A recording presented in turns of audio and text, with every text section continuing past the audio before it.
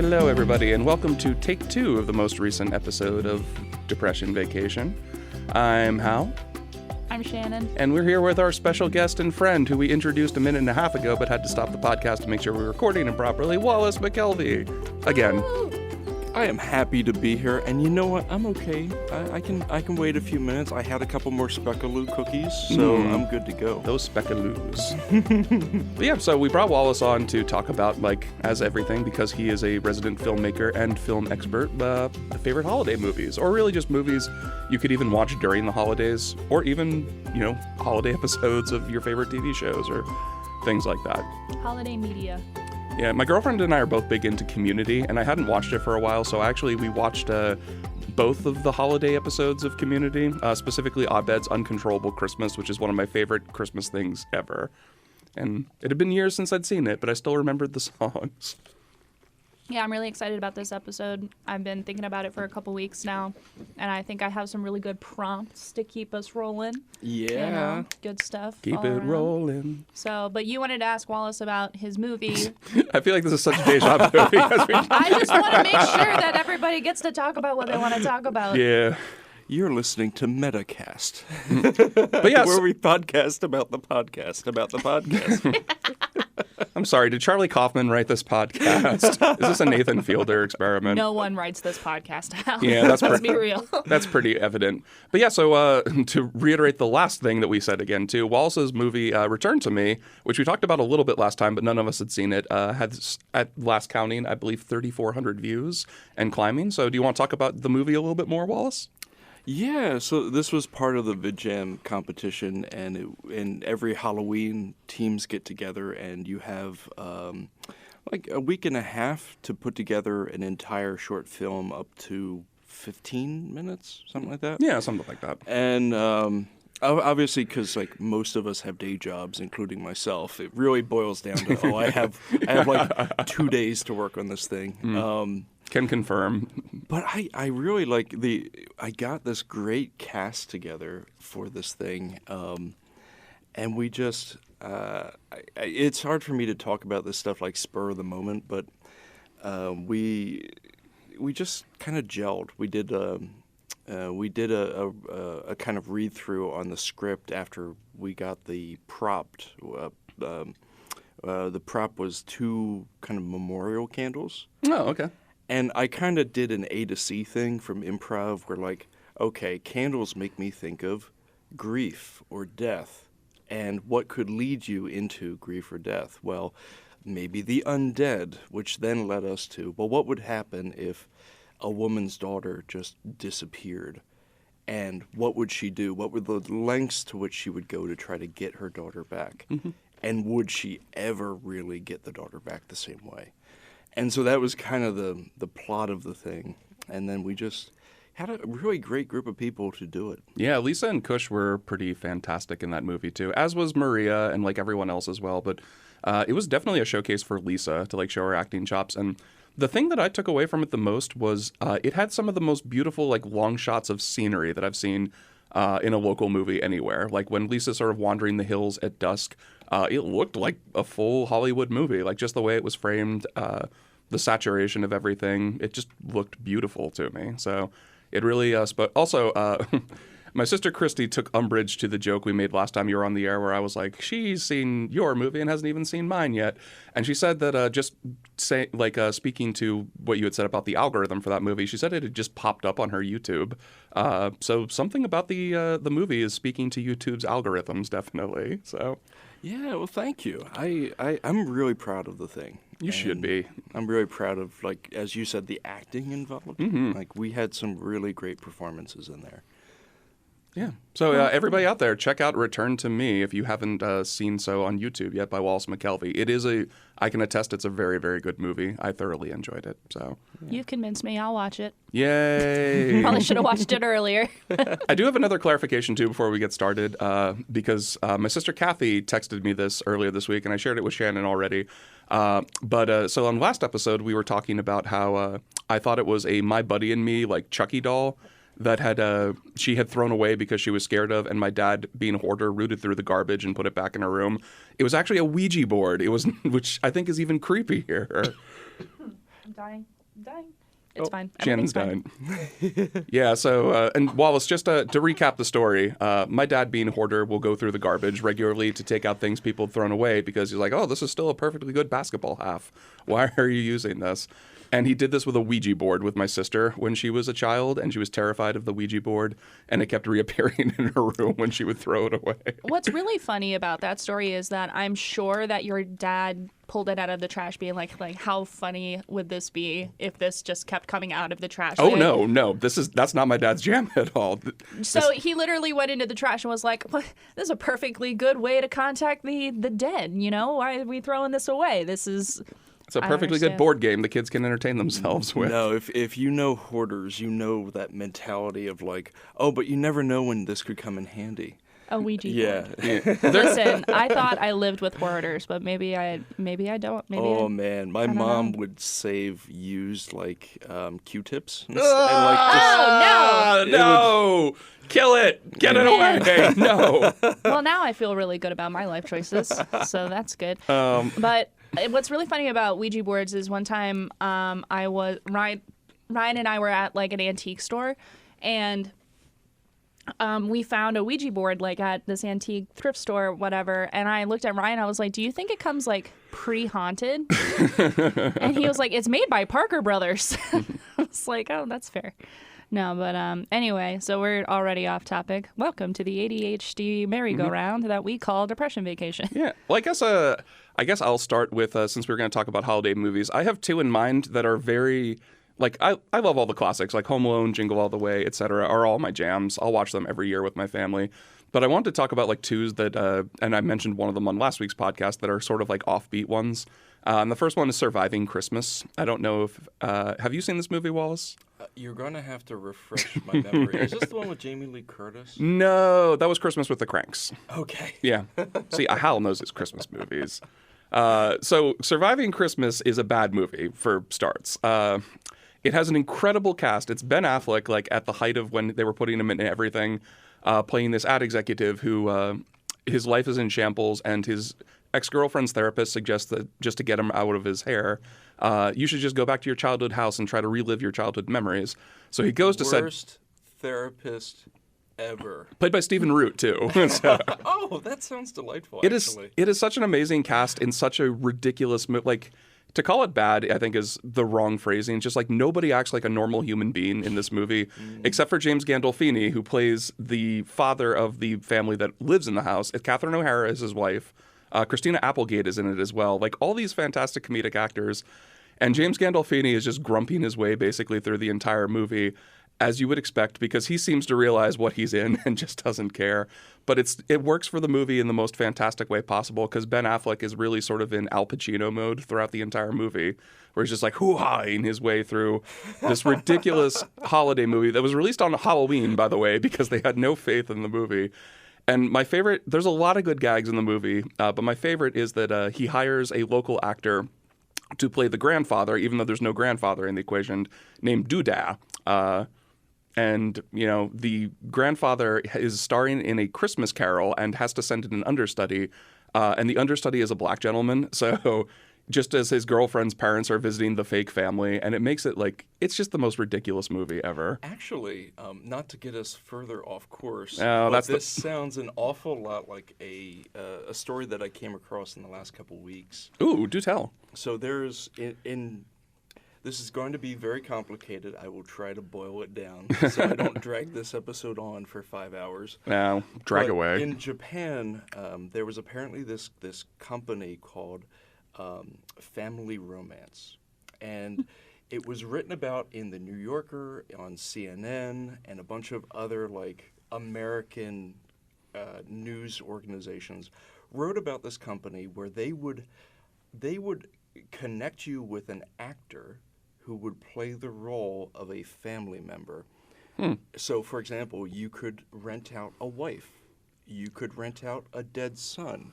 You could rent out family members from this company who would work for you like on a daily or hourly basis, either, you know, to kind of ease social settings or to like work through your unresolved trauma, you know, one-on-one. So But there's a whole weird sequence of events here, though. Yeah.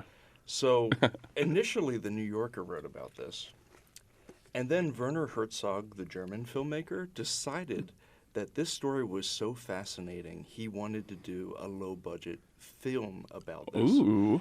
Not a documentary, which he also does, but a feature film. But he chose the head of the company to be the star of his movie.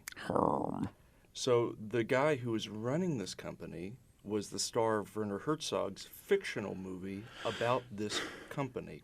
This is very, very like this is almost the entire premise of The Rehearsal too. If you have you seen The Rehearsal? I have not. No. Yeah, if you have a chance, go and see that, because that's kind of the idea behind the show, is that Nathan Fielder has like intricate sets of actors working in all these situations to help people rehearse major moments that they're going through in their life. However, there's a twist. Ooh, I want to hear the twist. There wasn't a twist already? There's another twist.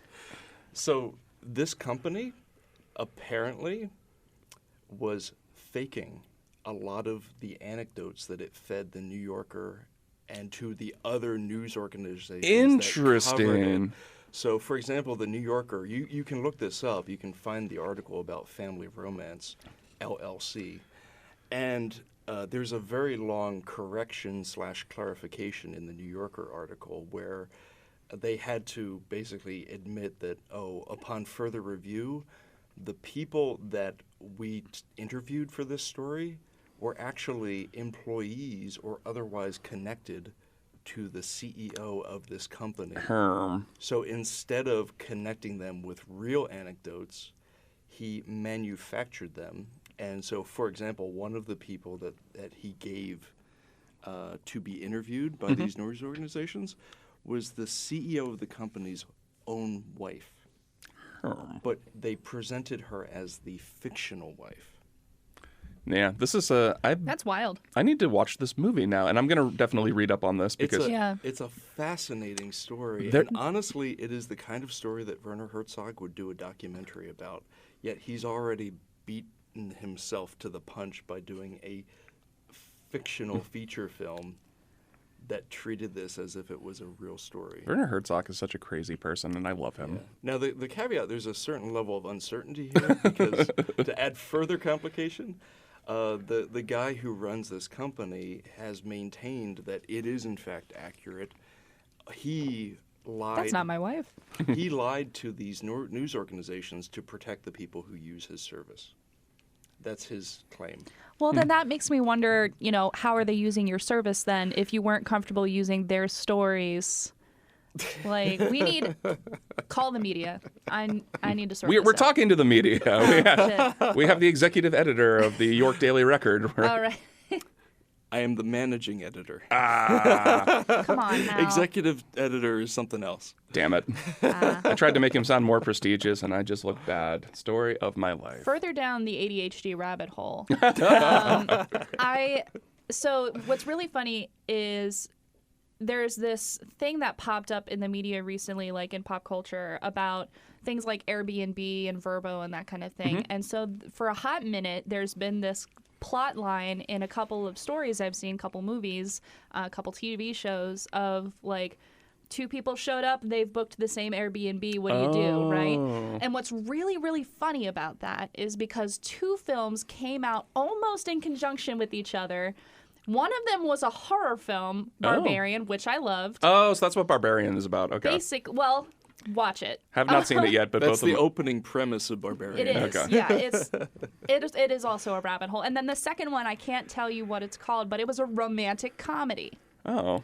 And Yeah, there's so a lot of different ways you can go with that, I suppose. It was. Which, oddly enough, the opening of Barbarian, the first 20 minutes, feels like the setup for a romantic comedy. Kind of, yeah. Right? Because you've got this really hunky-looking guy who's like, Bill oh Skarsgård no. has my heart, by the way. Yeah. Everyone should know. Don't tell no, my we fiance. booked the same Airbnb. I like how you like the I'll take the Skarsgård sofa. who has like the eye that yeah, the one where he makes Yeah. it. You like the creepy I like Skarsgård. Pennywise, yeah. Well, and so my friend and I, you haven't seen it, but anyway, I don't think I'll spoil it for you with this because it's Bill Skarsgård. He played Pennywise. So my friend and I, my best friend, we're sitting in the theater, and we're watching the movie, and Bill Skarsgård shows up, and strange things start to happen. Of course. And Cassie's like, but he just seems so nice. I'm like, Cassandra, we are looking at Bill Skarsgård, who played Pennywise. How much you want to bet he is the villain of this story? And I am judging you for being attracted to him. And eventually, I had to walk in shame. But it's a good film. So Cassandra was right. Yeah, she was right. I like how you accentuated every syllable of her name. But oddly enough, Cassandra wasn't really the Cassandra in that situation. She believed the best of Mr. Skarsgård. I know she did, and I was like, you know what? I'm sorry, Bill. I hope he can forgive me someday. That happens with they talked a lot about this with House of the Dragon too, because Matt Smith's character on the show is a villain. Yeah, it's like he's definitely anti-hero at the absolute worst. I was there for it. I was like, what I mean by that is that, like, yes, please give me evil Matt Smith. Well, that's what I've been missing. The creators were saying they were so shocked at how many people really loved Matt Smith because he does some pretty despicable things over the course of the first season. Yeah. He's very much a villain in a lot of ways, but people love him because he's stupid, sexy Matt Smith. So charismatic. I know those unconventionally attractive men. I don't know what it is about them. Well, we watched, my sisters and I watched Last Night in Soho recently, too, for the first time. I want to watch that. I haven't gotten around to it yet. That was another, Matt Smith playing a villain-ish kind of person that you just couldn't help but love because he's so goddamn charismatic. Yeah. Yeah. I really dug that movie. Yeah, me too. That movie got kind of lost in the shuffle, but that was a primo movie. I want to check it out. So I really loved Last Night in Soho, and cinematography wise and technical filmmaking, they do so many interesting things in it. But I also do miss my old Edgar Wright movies, the ones with the quick zooms and either Scott Pilgrim or Edgar Wright, or not Edgar Wright's. Why can't I think of Shaun of the Dead's name? Simon Pegg? Yeah, Simon Pegg. Why couldn't I think of his name? But anyway. I don't know, but I'm really impressed that I knew a name that you didn't, because half of the time you say names and I just sit here with a glazed expression. There's actually a scoreboard in the corner of the room. And another one for Shannon. We added one for Shannon. Yay! All right, so I've got a good prompt. Yes, okay. I think it's time to bring it back to the Christmas movie after 17 minutes. I'm really good at reining myself back in. It's much harder when there's multiple people. Yeah, it's like we're ganging up on you with the ADHD. I know. Favorite iteration of A Christmas Carol? Oh, easy. Muppet Christmas Carol. Muppet Christmas Carol. Agreed. Not even close. Agreed. I knew it. I was like, these guys, they're going to be on my side on this one. This is a conversation that happens literally every year. And my girlfriend's actually obsessed with Muppets. I watch it every year. When we were first talking with each other, because we met online, her prompt to me was actually, so if you were a Muppet, who would you be? Oh, that's a good one. Yeah, my answer was Rolf, I said, because I'm I feel like I like the music stuff, my hair is kind of wild, etc. And that was apparently a good answer. But yeah, Muppet. I've had this conversation with so many people that Muppet Christmas Carol just hits all the right notes. It's a ridiculous movie because it's Muppets, but Michael Caine takes it 100% seriously. Yeah. Mm-hmm. It's great acting. The musical numbers are great, and nothing condescends to the fact that you have felt people in real roles. I've cried during that movie. Yeah. Yeah, by the end of that movie, it gets really serious, and like a lot of the Muppet stuff, it's willing to go to a very adult, mature place, even though they're puppets. And Yeah. I really appreciate that. And like you said, Michael Caine. Yeah. I mean, MVP. I don't know. That might be one of his best performances. I think it is. Yeah, definitely. And Michael Caine has so many good performances to choose. I mean, 2-time Academy Award winner for Hannah and Her Sisters and The Cider House Rules. I just love him as Ebenezer Scrooge. Yeah, I think everything about that movie is pure perfection. Also, if I were a Muppet, I'd be Gonzo. I love that. You'd be the Charles Dickens of the story. Yes, I would. So, going along with the prompt, since we all pretty uniformly agree Muppet Christmas Carol is the best. Okay, we have to put that one aside and talk about next best. Well, I did want to. That's what I was going to say. I always, because this is actually weirdly a conversation I have with a lot of people around Christmas time, and the answer is always Muppet Christmas Carol is the best. But I always give an honorable mention to Scrooged, because Scrooged is a more adult version. It does different things with the old Christmas Carol, and it's not as good as Muppet Christmas Carol, but for different reasons, it's also very good. Mm-hmm. It also reminds me every year that Bobcat Goldthwait exists. No, I agree. I think Scrooged is underrated for a lot of reasons. I mean, and that was peak Bill Murray too, like around that time. I mean, I think he's still a great actor, but I definitely think that was one of his best for sure. I do remember we watched that in one of my classes in high school. I think I was a freshman, and one of the things I always remember about Scrooge is the line where he's running after the guy who's on fire, and he's not on fire, and he's like, "Oh, sorry, I thought you were Richard Pryor." There was a girl in my class that loudly yelled out, "That's not funny," when that happened, and so I always think about that with Scrooge. I can't remember what she says, but it's the Ghost of Christmas Past, and she's like smacking him. It's hilarious, and I don't remember what she says, but I used to quote it all the time. We're going to take you to Punchtown or something. No. Yeah, that's Carol Kane. I low-key kind of have the hots for Carol Kane in the 80s. But she's a legitimately great actor. It's a darn shame. Like, she's really gifted in terms of comedy. Oh, she's a joy. I love her. But if you've ever seen Hester Street, to get us back on one of our little eddies of thought here, but it's an extra long episode anyway. Hester Street, she plays a Jewish immigrant in like the slums of New York in the 1890s or something. And it's just like, I think she was actually nominated for an Oscar for it. That would be cool. She totally deserved it. So anyway, Carol Kane, I love you. Yeah, she's fantastic. And that movie in general is very fantastic.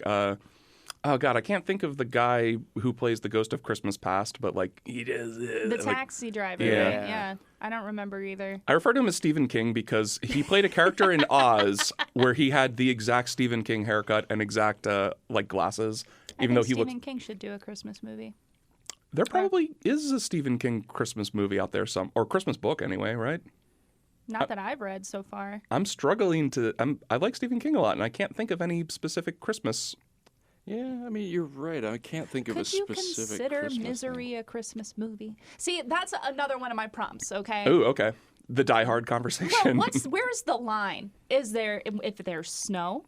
Is it if it just so happens to be Christmas when the thing goes down? That means every Harry Potter movie is a Christmas movie. Right, that's then. what I'm saying. Well, but when you go on HBO's holiday collection, every single Harry Potter movie is listed. Oh. And ABC runs a Harry Potter marathon. A marathon. I love it. Somebody copyright that quickly. I'm available for hire if anybody needs a good pun. If your marketing department needs a junior copywriter. No, but they run every Christmas and every Halloween, they run a Harry Potter marathon. That's cool. And so, like, the question is, when does it stop? Where do we draw the line? Well, see, I'm all about inclusivity. Let's just bring the whole mishvuka in. And, you know, all of them are Christmas movies as far as I'm concerned. Would you believe? Because you're supposed to carry the spirit of Christmas throughout the entire year. Mm-hmm. That's what you're supposed to do. That's what they tell me. Because there are some great movies, if you want to use this as a prompt too, but there are some great movies that have, like, either one scene is set in Christmas or, like, it is set in Christmas, but it's not really about Christmas. That I don't know. Like, just for one random example, You've Got Mail has a really great Christmas scene where it's Meg Ryan, spoiler alert, Tom Hanks shuts down her bookstore. And there's this really I knew that guy was up to something. Lovely scene where she's, like, saying goodbye to her bookstore. Aww. And the strains of Harry Nilsson, his song Remember, are playing in the background. Aww. And she's watching as her ghost self and her ghost mom, her as a child and her mom who's dead, are, like, dancing through the bookstore like they did when she was a kid. Aww. And it's like, it has some really great scenes set at Christmas, but the actual movie takes place over roughly the period of a year. And then, of course, you've got Die Hard. Yeah. Right. Yeah. Or you've got Fanny and Alexander also. I think a good argument for Die Hard is that they are actually having a Christmas party. Like, it's happening during their Christmas party. And I can get behind Die Hard. I really can. Yeah, me too. Gremlins, the Mogwai was a present. Well, it was a gift for Christmas. I can get behind that. The gift of the Mogwai. I would say, like, put that on a tarot card. I think that the way I would classify Christmas movies is if you see something that you enjoy watching at the holiday season that you watch, like, with every year your family and it evokes feelings of Christmas, then that to me is a Christmas movie. Like you could theoretically have like Predator be a Christmas movie if you just happen to watch it every year with your family. In my book. Wasn't that like a How I Met Your Mother thing where like... Oh, that was for Valentine's Day. They accidentally, right. yeah. They always watch Alien. No, they always watch Predator on Valentine's Day. I don't think that's right. Ooh. And they watch Aliens on Mother's Day. Ooh, hot take for May, is Aliens a Mother's Day movie? No, that's great. So yeah, so another good example I think would be like everybody hated it, but Cats. So Cats, the new Cats came out on or very, very close to Christmas because I was working in the movie theaters at the time. Mm-hmm. And Cats is not traditionally a Christmas film. And I think the only reason why people now watch it around Christmas is because it was released around Christmas. Yeah. Because I don't recall any snow. Actually, I don't recall it being Christmas.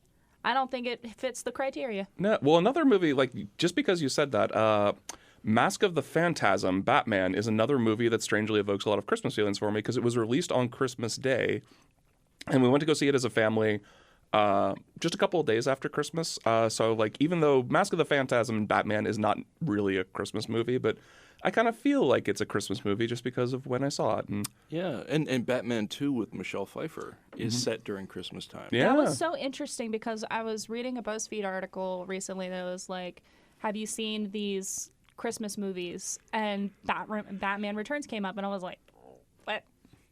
And I thought about it, and I was like, damn, you're right.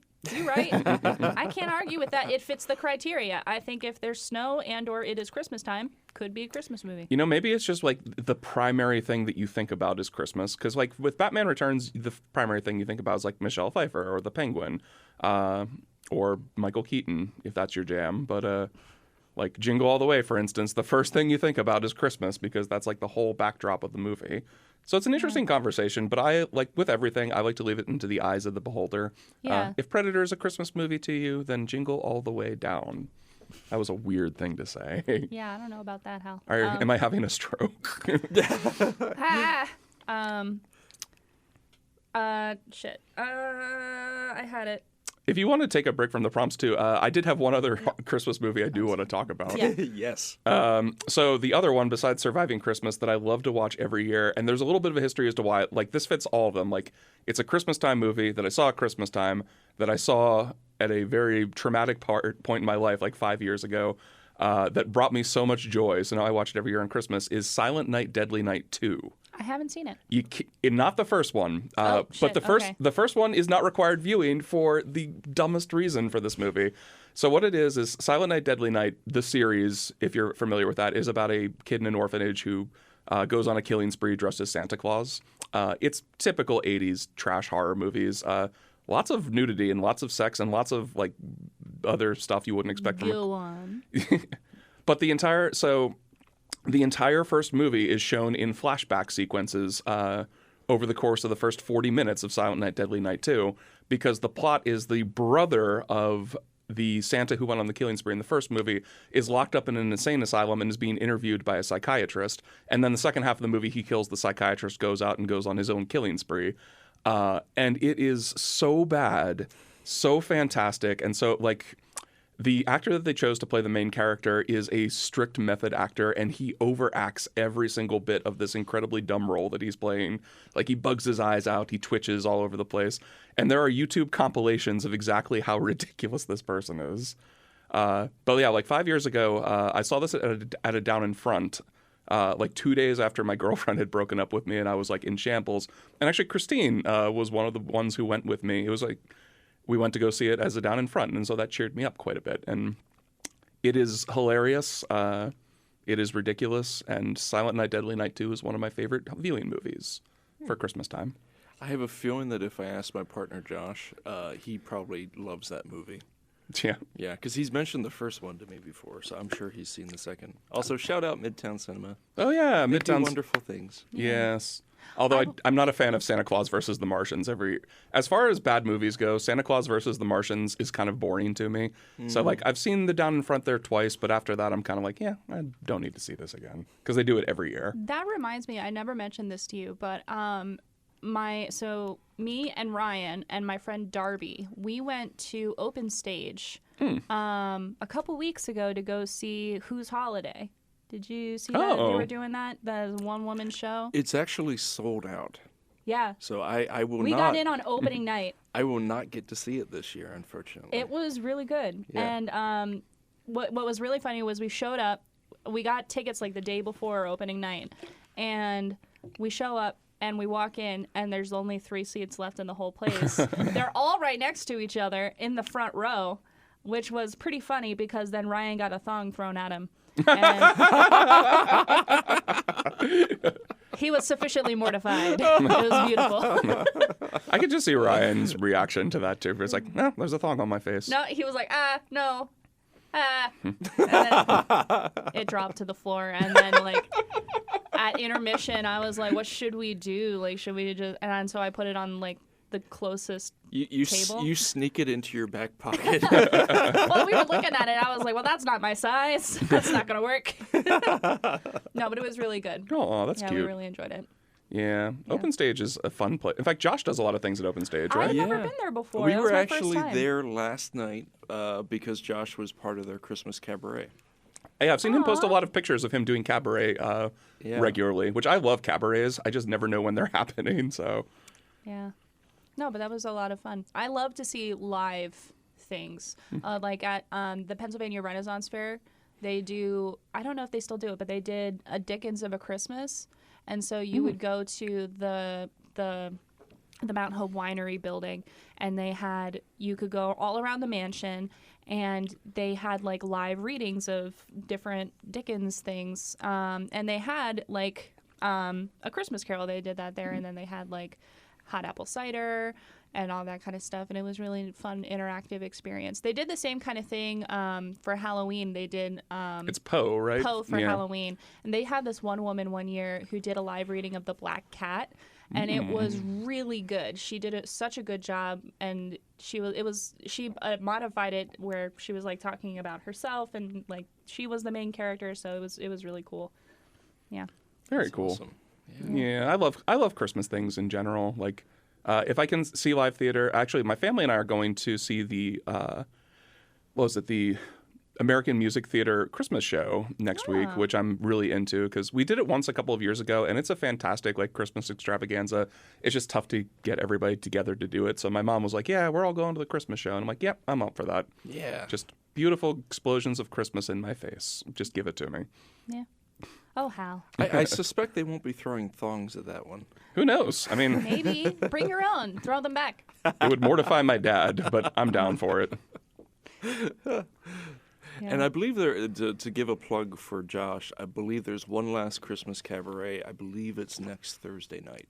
Oh, unfortunately. At Open Stage. I will. So to I'll the be out of listening town. public, there you go. To everyone else, that's not Hal. Yeah, but let me know in the future because I do love cabarets, and I would love to see that sometime. Yeah, so. well, and he'll be in Ann and Emmett, which is a play about Emmett Till and Frank. In I believe February. Like, do they meet in heaven or something, or? I don't know. I'm not familiar with the play, to be honest with you. I'm obviously familiar with the two separate people, Yeah. but they found a way to put them into the same production, and he'll be acting in it. That's cool. Yeah. What is it they say that like one of the things they bring up a lot I've seen in memes, which I don't know if it's true, is that like Anne Frank and Martin Luther King Jr. would have been the same age if they had both lived. So that's an interesting like ADHD side note in our Christmas episode, everyone. I just remembered a movie I wanted to talk about, but I need to remember what it's called. Well, one thought I had back a little ways when we were talking about A Christmas Carol is how dark some of these stories can be. Oh, yeah. around Christmas, and I feel like there's plenty of stuff we can talk about there. Well, what's interesting about that, because Ryan's hands down like favorite Christmas song is Sleigh Ride. And so in that song, there'll be scary ghost stories and tales of the glories of Christmases long, long ago. And I'm like, was this a thing? And like, I guess it was a thing like back in the day, like around Christmas time, people would tell scary stories like when they all got together. And I thought that was really, I haven't done a whole lot of research into it, but it's wild, like how ghosts do play a really heavy-handed role in Christmas, and that, I mean, obviously with A Christmas Carol, Oh, yeah. like with it being written at the time that it was very usual for people to tell that kind of story. It wasn't, I don't want to say it wasn't groundbreaking, but it's not unusual for his time to be telling ghost stories around Christmas. Yeah, and like with Scrooge, that scene, which I still find, the last time I saw it, I still found it fairly poignant, even though it's somewhat played for laughs. When they visit the childhood home with the ghost of Christmas past. Yeah. And you realize, this is what happened to Scrooge when he was a kid, which is a thread in all of those Christmas Carol retellings because it's in the original novella. Brian Doyle Murray ruins everything. Yeah, and there's a more recent film, which is one of those ones that's set at Christmas, but arguably isn't quite a Christmas story. Ooh, I can't wait for this debate. What is it? Have you seen Good Time by the Safdie brothers? No, I have not. It's got R. Patz is the star in it. Love R. Robert Patz. Pattinson. Love him. Oh, I didn't know who you were talking about for a second. And it was a super low budget movie about these two brothers, one of whom has an intellectual disability, and the somewhat dysfunctional love bond that they have between the two of them. One of them, played by Pattinson, is this kind of ne'er-do-well who fundamentally, it seems like he wants the best for his brother, but he's going about it in all the worst ways. Oh. I think I've heard of this film. I haven't seen it yet, but it sounds interesting. The only Safdie Brothers movie I've seen has been Uncut Gems, so yeah. Yeah, I mean, it is similar in a lot of respects to Uncut Gems, where if you look, there's like a surface level sheen to it. It's very much like an ADHD experience. Like we'll love it then. It's very loud. It's a lot of movement, a lot of rapid cutting, but it's also underneath the surface a deeply poignant story about family and about personal dysfunction. Because Uncut Gems is about this guy who really feels the need to excel in life and get more money and support his family, but he's doing it in the worst ways possible. And Good Time is somewhat similar, but it's about the core of it is about these two brothers, and so it has a lot of the kind of the big thematic heft that we look for in Christmas movies, but it's not literally a Christmas movie. Mm-hmm. I'll have to watch it and tell you whether or not it's a Christmas movie. I will. Yeah. So I have a fear. Ooh, okay. I'll tell you about my fear. My fear is that someday all movies will be Hallmark Christmas movies because they keep managing to make about 20 every year. And I don't know where they find these actors or these writers. I mean, thank God for them, they've got a formula. But especially with Secret Princes, too. Right? We watched one of those movies one Christmas, and this is such a weird thing, but the actor they chose to play the Secret Prince had a torso that was just way too disproportionately long to his body and short legs, and we couldn't stop staring at it the whole time. Oh my gosh. Just because that's such a weird body type, as he was in these ludicrously large shirts and short pants. Oh, don't torso shame, Hal. I'm just saying it was distracting that the prince had such a large torso. Yeah. But I do want to tell you about my favorite kind of Hallmark Christmas movie. It's not actually made by Hallmark. It's on Netflix. But I need a quick assistance. It's its own subgenre at this point. Here's the thing. I've gone 20 years of my life, give or take, not really knowing how to pronounce this person's name. Ooh, okay. And I've just been saying it a certain way, and no one has ever corrected me, but I'm not convinced I'm doing it right. So I'm going to ask you to read this person's name for me, and hopefully you know how it's pronounced. You could always just ask Google. You're putting me on the spot. Yeah, I know, but you're an expert. I believe it's Carrie Elways. Okay. I believe. Oh. But like Elways? you, I'm not 100% sure. Does anyone know? I've pronounced it Carrie Ells my entire life. So you've been saying Elways, you've been saying Els, I say Elwes. Elwes. Okay. So help us, somebody. Do we have an outside line to Carrie? Yeah, right. I'd have to look. Let's ask Google actually, real quick. But will Google actually say it out loud? Well, speaking of which, I had I had a friend when I was in elementary school where their family every year around Christmas watched The Princess Bride. So when you talked about how, sometimes a movie is a Christmas movie just by virtue of when you watch it. Yeah, There's nothing Christmassy about The Princess Bride per se, but it was one of those things, every, Christmas Eve, we watched The Princess Bride. Interesting. So I have here a YouTube clip, how to pronounce Carrie Ells for a whole minute. So are we ready to... Yes, we're ready. Or Carrie Elways or Carrie Elwes. The suspense is killing me. I know. 20 years in the making. Carrie Elwes. Elwes. So I was saying it right. Mm-hmm. Carrie Elwes. Carrie Elwes. Elwes. Okay. I learned something new today. Okay. Well, I'm glad. I'm glad that I wasn't the only one that had that problem. No, Pal was wrong. No Carrie Elwes. That all to say that he did a really fantastic Christmas movie. I think it was 2 or 3 years ago now, with Brooke Shields. Oh, of course. And it's called A Castle for Christmas. And it is the most beautiful thing I've ever seen in my whole life. Because beautiful in a sarcastic way, or you actually loved this movie? So both. I loved it, and it was so. I mean, it was obviously a Hallmark movie, and it had an obvious formula. And it was so Brooke Shields plays this author who has really recently pissed off her entire fan base, and she knows that her family originates from Scotland, so she decides to drop everything to go to Scotland and seek out this old castle that her grandfather used to work at. I have heard of this movie. Yeah. And so Carrie Elwes is the curmudgeonly man who owns the castle, who's actually a duke or something fancy like that. Of course, he's a secret prince. Yeah. No, but I live snapped, not live tweeted, but I was on Snapchat documenting my experience of this film while I was watching it, and it was amazing. Such a Gen Zer. Yeah, because obviously they have the meet cute, and then she convinces him to let her write her story or to stay there or whatever. He tries to kick her out. He tries to get her so miserable that she'll leave the castle, but then he falls in love with her, and then eventually they get together, and then he fucks up, and then they break up, and then they get back together in the end. But it's a very, very particular formula, but it's a fantastic movie. And I don't know, it just gave me a lot of joy to watch, and I don't usually sit down to watch Hallmark movies, but I did it because it was Carrie Elwes. And he is still one of the best cinematic kissers I've ever seen. Oh, that's sweet.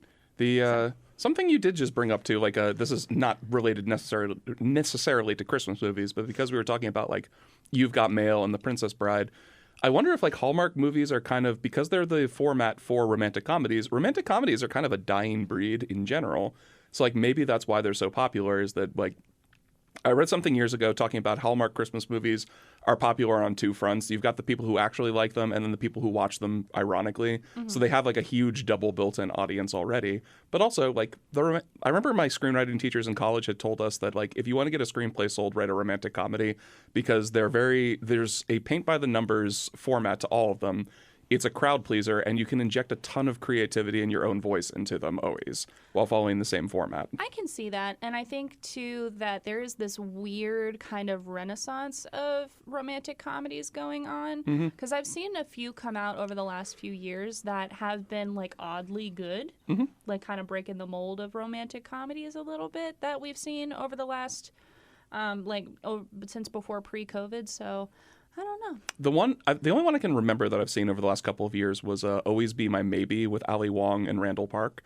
That was a fantastic, low stakes, but very emotional and very tender romantic comedy at the same time. Because a lot of it centers around the relationship that these two characters forged when Randall Park's mother died when he was a teenager.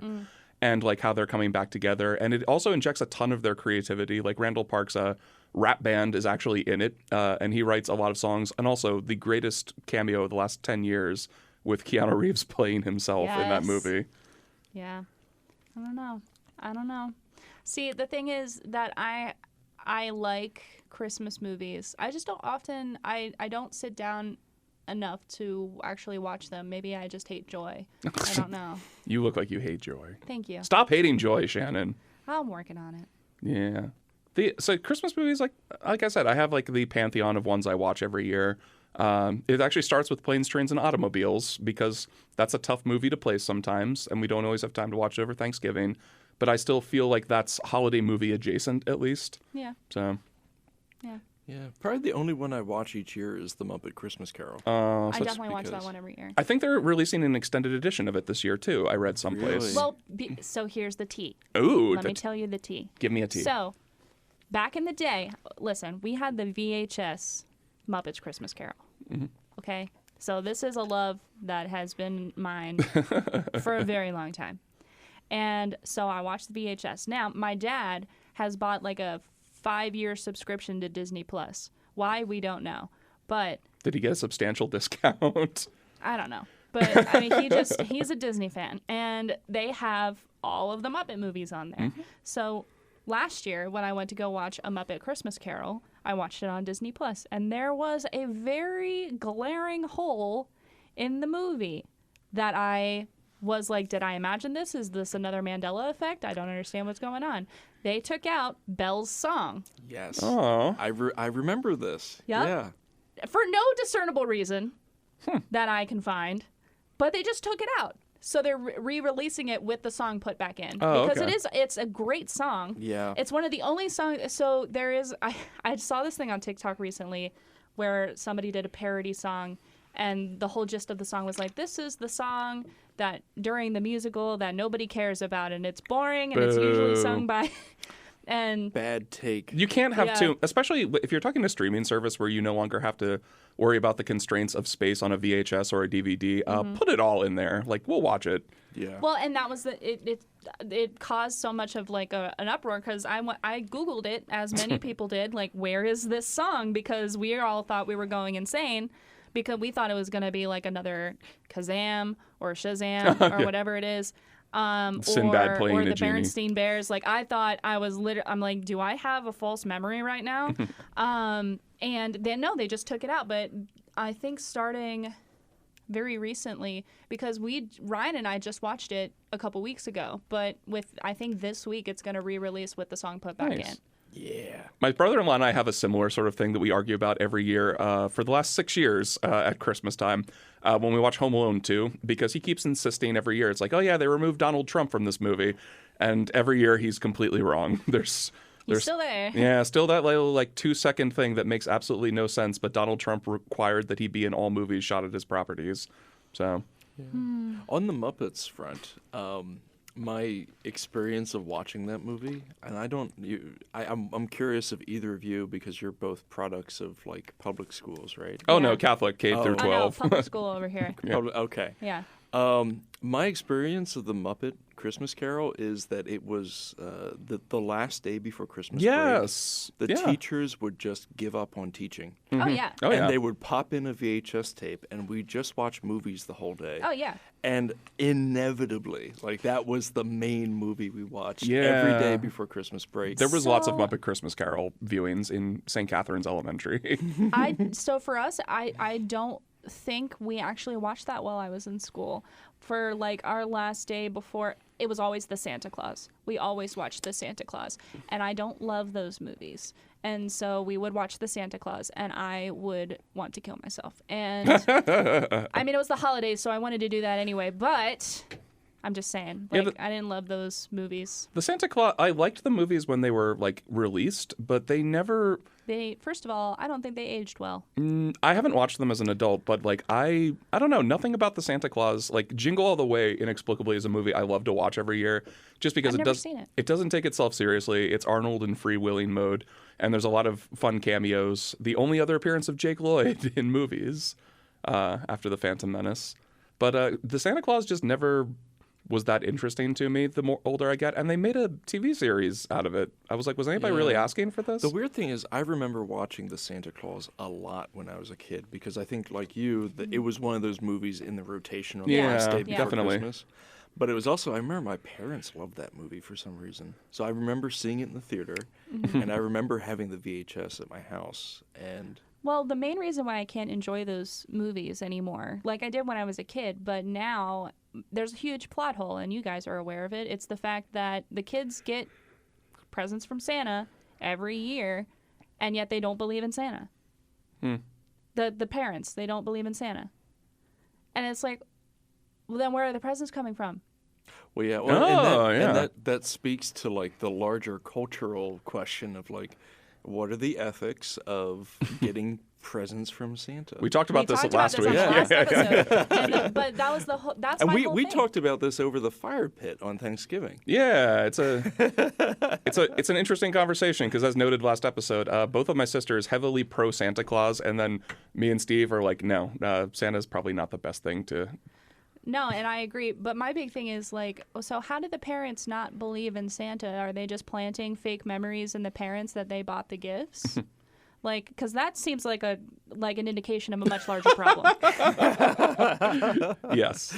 Well, I mean, I just feel like if you had that technology, the government should get involved. That's how I felt at the end of Miracle on 34th Street, too, when Santa brings the house to the girl at the end. And I'm like, as a kid, I was boringly pragmatic. I'm like, well, whose name is on the deed? Did Santa have to get a mortgage? Did this go through probate?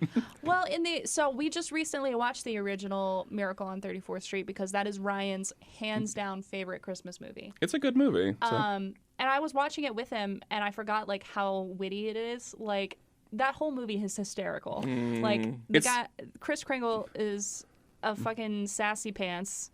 And just it's hilarious. I love the drunk Santa in the beginning too. Guys gotta stay warm. And but I'm pretty sure that when she jumps out of the car and like runs into the house and everything, like her mom and the lawyer guy run in. And he's like, well, it's for sale. So it's almost like they get kind of pressured into a mortgage by Santa Claus is what happened there.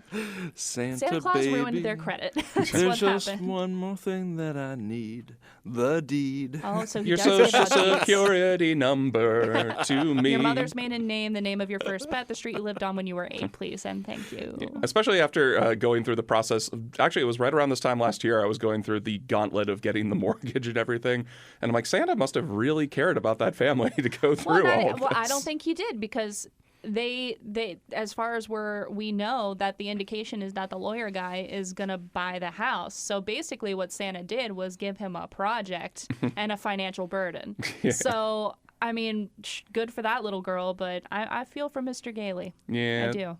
I always remember like one weird thing about every single movie, and the thing I always remember about Miracle on 34th Street that has nothing to do with Christmas is it's the only other movie I've ever seen Fred Mertz in, or only other thing I've seen him in, because he has a small role where he's talking to the judge about his reelection, like in the middle of the trial. And as a kid, I was like, oh, that's Fred from I Love Lucy. Well, if you want to go, I have one other like movie recommendation / crazy Christmas movie to share that I feel like a lot of people haven't seen or don't know about. Ooh, do tell. And it's by Frank Capra, the guy who did A Wonderful Life. Yeah. who did It's a Wonderful Life, and similar to It's a Wonderful Life, like it gets really dark. Yes. I feel like I'm gonna. It's. I don't want to. I feel like I'm going to get the title of it wrong, but. Yeah, It's a Wonderful Life was another movie that was released I remember like in summertime, right? So it was like a huge flop at first, but has become like a staple because they showed it on TV every single year. Also, while he's looking that up, just to bring it back to A Christmas Carol really fast, the scariest A Christmas Carol I've ever seen was the animated one where Jim Carrey voiced Scrooge. What? It is fucking terrifying. Oh my God. My guy. Have you ever seen it? I have not, but Wallace and I did a practice musical the other day about the Polar Express, where we were talking, like the joke of the thing was the weird haunting movements. And I know that that's another Zemeckis adaptation, is the Jim Carrey Christmas Carol, where he tried to like CGI everybody again. So yeah, those CGI Christmas animated or like hybrid movies from like 1998 to 2006 are just nightmare fuel. Well, A Christmas Carol, that particular one, the animation was leagues and miles better than The Polar Express. So it's a gorgeous film. You really should just watch it because it is really just pleasing to look at. Overall, beautiful art.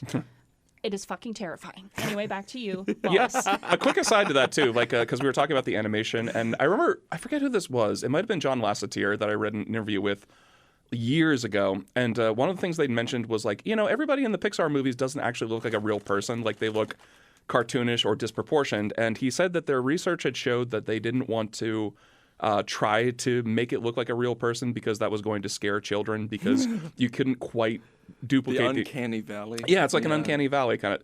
Sort of like they said in the Nickelodeon documentary with Face, the mascot for Nick Jr., that their research had said that you shouldn't show disembodied body parts around children. It was the same thing with John Lasseter. He said you want them to look cartoonish on purpose so that the kids recognize that this is not a real person, and then they're more forgiving.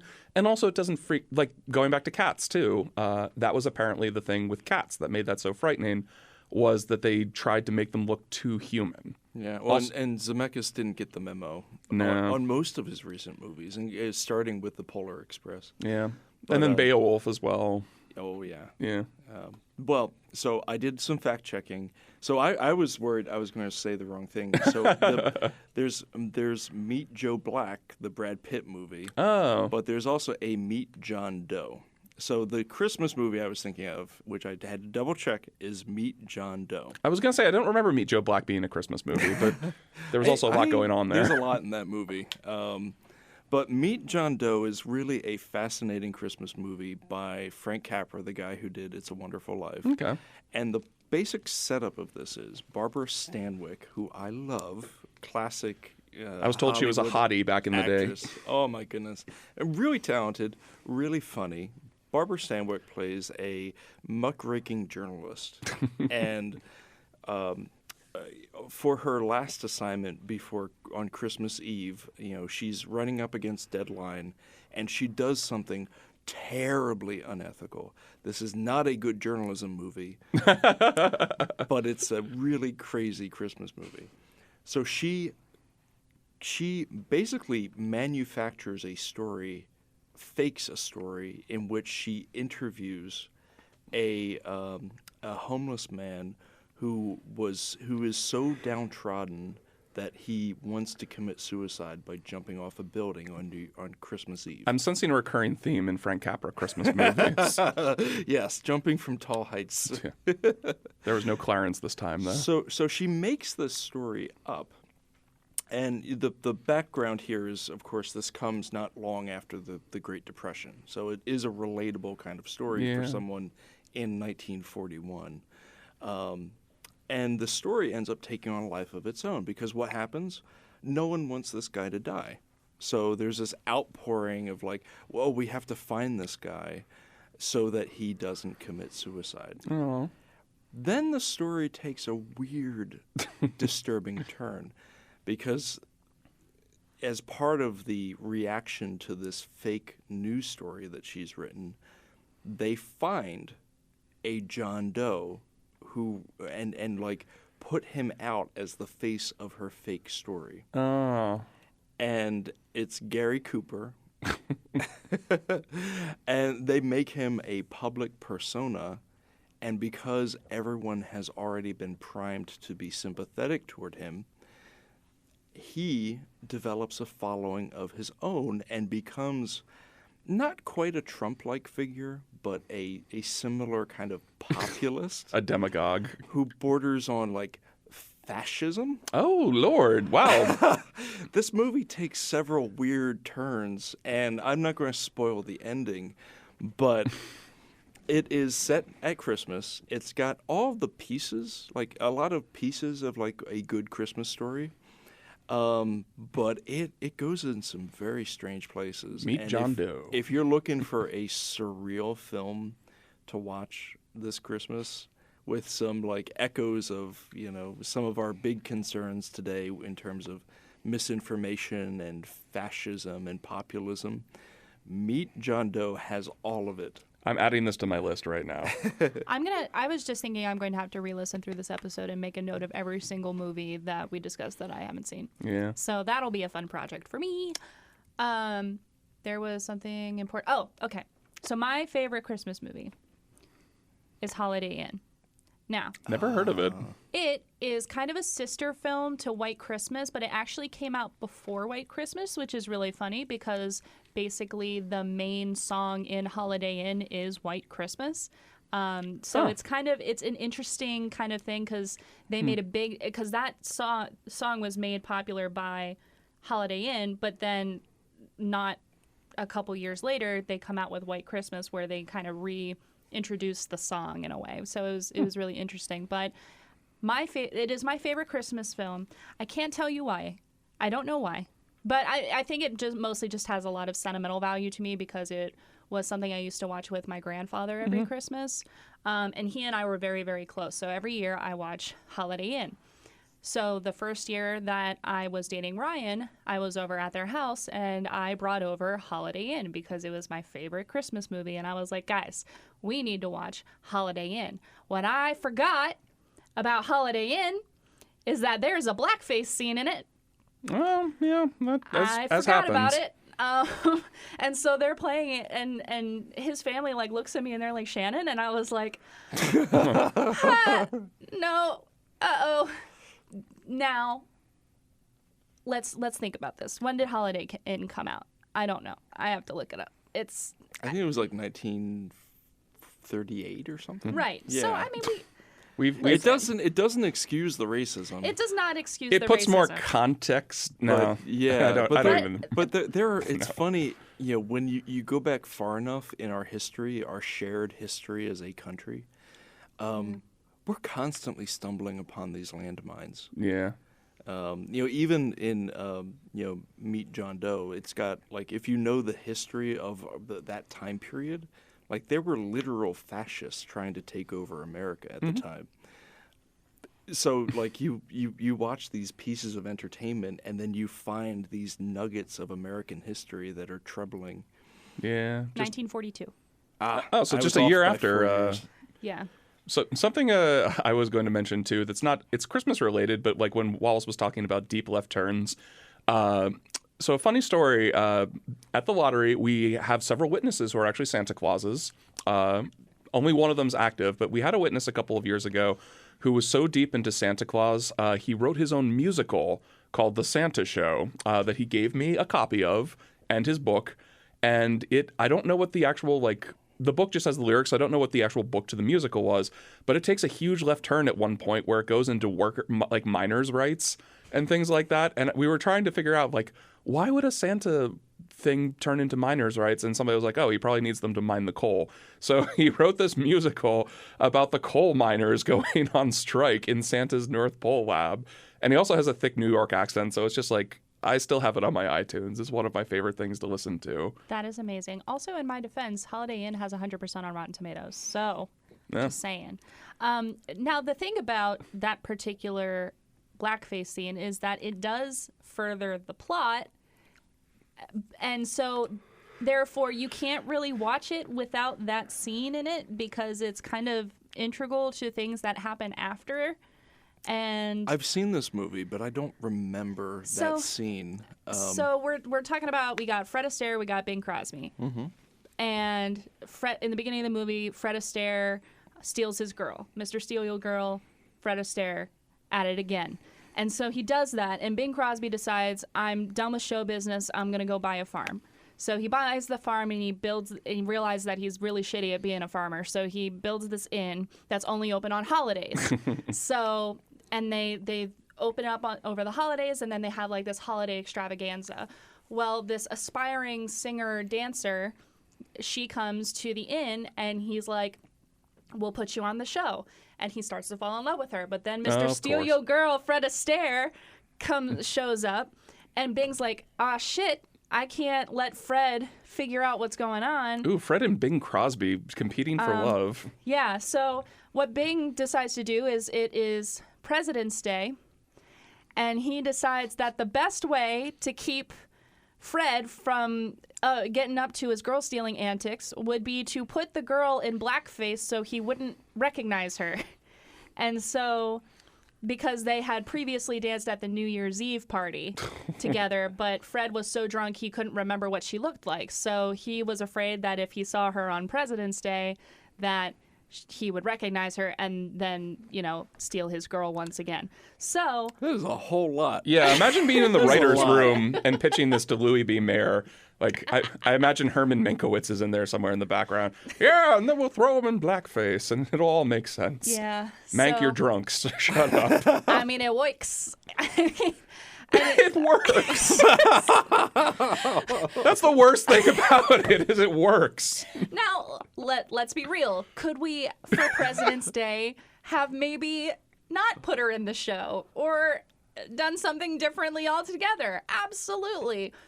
Could we have dressed her up as Uncle Sam? I don't know. But what I'm saying is... Could he have fallen in love with someone who was actually black? But no, No. not No. 1942 in No. Hollywood. This was like, what, 30 years before Loving versus Virginia? 1942, and if you see the scene, it's very obvious that is someone in blackface, because Bing is also in blackface. Yeah. The other thing During that's this. worth, Oh my God. that's worth pointing out is that we can make excuses for people back in 1942, and we should keep in mind that things were different, but also they weren't that different. If you No. go back through newspaper editorials, if you looked at things that people were actually debating, there was a strong reaction to movies like this. There was a strong reaction calling out the racism in Gone with the Wind, for example. Yeah. Yeah. So it's not like they didn't know better. It's Right. just that it was acceptable Accepted, yeah. in the white world of 1942. I remember that was a big debate with Song of the South, too, because, they got it from both ends, because Song of the South is a very racist, antebellum era thing with... And it was written by a white supremacist. It was, because that Yeah. was... The interesting thing I read about that, too, was that a lot of people in the South also didn't like Song of the South because they didn't think it was racist enough. So there was it was shit, we can't get it either way, but... I've never seen it. I don't think anybody has. The only thing is, I wish that was the most racist part about Holiday Inn. Oh no! There's It more gets racism. Well, in the movie, so Bing's got this inn, right? And so he hires this woman to be the cook, and her 2 children live there. And so she's kind of a black mammy kind of figure in this film. And during the President's Day debacle, she has her own little solo where she's not on stage, but she's sitting in a rocking chair towards the back of the room. She's got her kids on her lap, and she's singing about Abraham Lincoln and how he freed all the slaves. And yeah, so that whole portion of so listen, Holiday Inn is my favorite movie, but there's some problems. Yeah, I love how this conversation veered towards just racism in movies in God general. damn it. Here we go again. Way to get the spirit going, Shannon. I know, I'm so good at that. Yeah. But there are plenty of other not-racist Christmas movies that you guys can watch that are totally cool. Plenty of non-racist Maybe Christmas. don't watch Holiday Inn, but You've just spent the last 10 minutes being like, Holiday Inn is my favorite movie. it is. And then, well, wait a second. Maybe you shouldn't watch Holiday Inn. But what we're witnessing in real time is the Growth. is growth. It's white also guild is what it is. I think it is worth reassessing the things that we inherit. Yeah. You know, because I guarantee you said the reason this is one of your favorite movies is you watched it a lot with your grandfather, right? Yeah, yeah. There's lots of questionable stuff that I watch with my parents that I feel a certain, not necessarily nostalgia, but it hits a certain sweet spot. Yeah. For example, my mom loved the NBC miniseries North and South, which is just it's atrocious, and it's very obvious. There's lots of racist stuff in that show. Yeah. And that was 1985. So yeah. Anyway, it's worth kind of putting overall- these things in context. But when I was telling you the story of the movie before we got to the racist stuff, it sounded pretty dope, didn't it? Right? Yeah. Yeah, Shannon, sure, okay. You eat your cookies and move on. There was this other movie that I want to shout out really fast. It's really right now a lot of what's going on is Hollywood is trying to push LGBT plus holiday films, which is totally fine. Oh, yeah. I saw one with Jim Parsons is Yes. out and right yes. There was one that also came out, I think it was last year. It was called The Happiest Season, that had Dan Levy in it and Kristen Stewart. How have I not heard of this movie? Dude, so I think it's on Hulu. It is also problematic. A movie released last year is problematic. Yeah, no, totally. You're right, Wallace. We're still having the same conversations as 1941. Yeah. So, but I mean, I loved seeing the film, and like Kristen Stewart's amazing. And the one thing, the whole premise of the film is that, you know, it's two lesbians. They're going home to the one partner's family for Christmas, and the one partner breaks to the other partner on the way to this Christmas gathering that she is not out to her family, and that they are under the impression that they are just friends and roommates.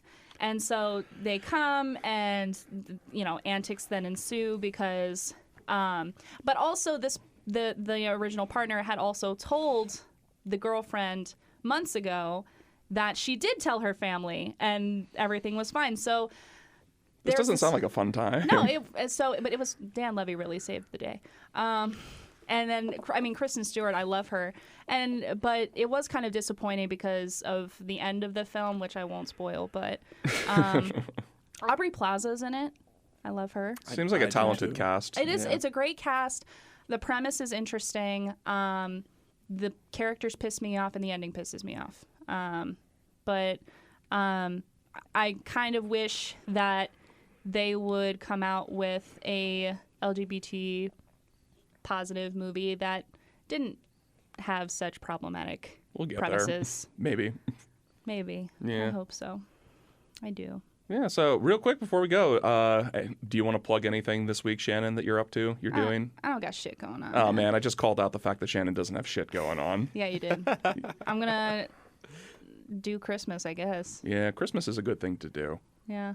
I have one thing that I almost didn't have shit going on this week, too, but I actually just got booked on a show, which is actually the first show I've been booked on in like 2 years. I'm going to be doing something called Aisle Rolling, Laughs and Such, which is going to be at the Midtown Cinema on the 30th of December with Liz Curtis and a lot of other very funny people. So that should be a fun time. If anybody wants to come out, I believe it's $8 at the door. And it's going to be like a lot of varied different comedy things. Like we're also going to get prompts from the audience to do things. Because most of the people, like it's me, Liz, Aaron Scholl, and a couple other people that sort of double as improv comedians as well. So it's going to be a fun mix of the two. So, and I'm excited to get back to actually doing non-open mic stuff for the first time in forever. Yeah. Awesome. Yeah, I'm trying to get back into comedy and stuff. I've been kind of taking a break. So me too. If anybody wants to book me, I'm available. Yeah. I believe you said that last week too. I say it every week, I think. Maybe we'll do Depression Vacation live sometime. Maybe. That would be cool. Yeah. Or, I don't know, something. Yeah. I don't know. What do you got going on? Oh, man. Well, I'm about... Wallace? I've got my day job.